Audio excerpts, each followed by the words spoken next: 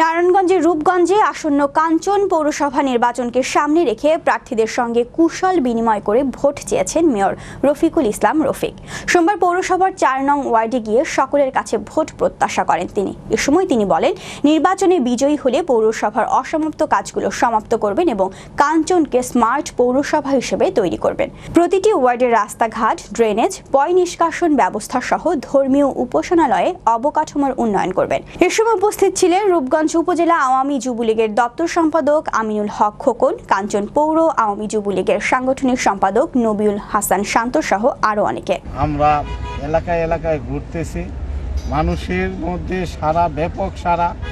আসলে আমাকে গত 5 বছর আমি আমার কাঞ্চন পৌরসভার জনগণের ভোটে নির্বাচিত হয়ে কাঞ্চন পৌরসভার জনগণের পাশেই ছিলাম। তার জন্য তাদের মতামত নিয়ে আমি মনোনয়নপত্র কিনেছি এবং তাদের সাড়া পেয়েছি এবং আগামী 26শে জুন 2024 যে নির্বাচনটা হবে সেই নির্বাচনে আমাদের বিজয় ইনশাল্লাহ সুনিশ্চিত। আমরা